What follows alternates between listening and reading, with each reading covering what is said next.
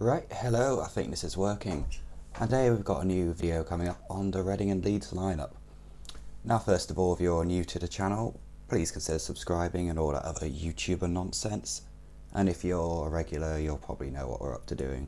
Just a live stream of the video just to get the first quick initial reaction, so sorry if it's lower quality, etc. But that's just some of the problems of going live, I'm afraid.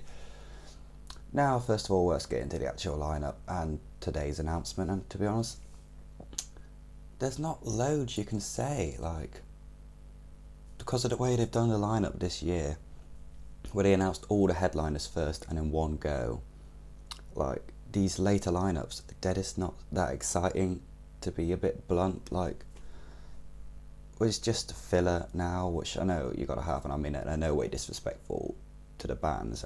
There's quite a few good bands coming up, and I'll go into them in a bit more detail, but yeah, like, there's no like big names really being added, and like there's no acts there that I feel people will specifically go out and buy a ticket for. These are just acts that people will happen to see on the day, so like they're still good, but it's not as exciting. It's not something that I really want to go out and react to as much as what I was kind of hoping for. It's just a bit blunt. And I think, well, one way to start this off with is talking about the last headliner for the NME stage, which haven't been announced yet. There are loads of big rumours going around. I mean, a lot of people were far too hopeful. Things like Catfish and the Bottom, BMTH being thrown out there to headline it, and in the end we got Dave. And I think I was sort of expected maybe like a rap act or something different, which yeah, that's what we got. And Dave ain't bad. Like, they're not my personal taste, but he's decent. But I still think he's a bit of a, like, he's decent, but he's not as big a name as people were expecting on that stage at that time, when you got like Bastille on the other day, which could arguably even be a overall headliner. So for the final NME day, we're expecting a lot more from that. And as well, for like NME and the main stage, we haven't got too many new additions. We've got a few decent things being added, but the majority of it's been there already.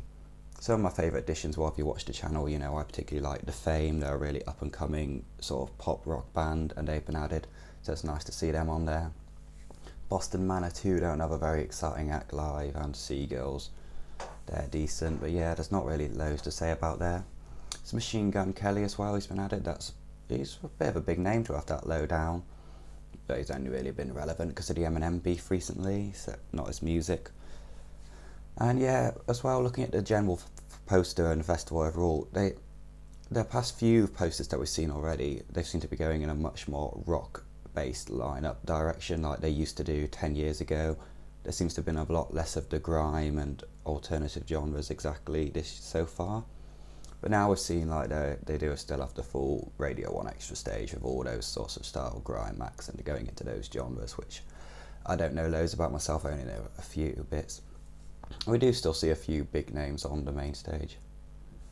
I think actually, I only just noticed, I'm looking at it now, Lil Baby and Gunna, those people were saying it's strange they're not on the same day, but they've now been moved to back, so maybe that's to please their fans. But yeah, in general, like, there's still a few decent dance acts as well been added in that genre, which the festival didn't look like they were doing too much before. We got Camel Fat, Andy C, and Dennis Salter. I don't know him, but know the other two, and there's a few other alright names on in the days there.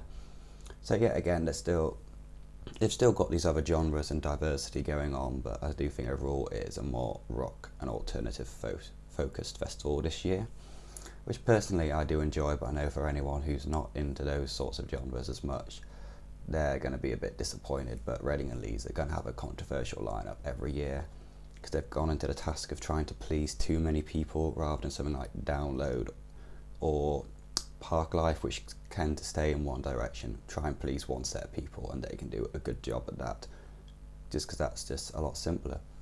So really there's not loads more to say about this lineup besides it is a bit, it's just alright filler bands, and that's really a summary of it. Like, it's just nothing exciting. So his lineup's already got a bit of backlash on Twitter and Facebook and Instagram and all that, just people thinking it's a bit of a joke and whatever, just because there's nothing new to say. So really I'm not going to drag this out a lot more. So there's a few good smaller decent acts been added throughout the days, but it's just nothing exciting and nothing particularly to look forward to. So anyway, let me know down in the comments what you think. And if you're interested in festivals, we've got a bit of a longer video coming up where me and my friends are talking about different lineups in the UK, what's our favourite ones this year, what aren't, and not just like personal taste, but also like other factors as well. That is a bit of a longer video, so if you're interested in that, consider sticking around and subscribing.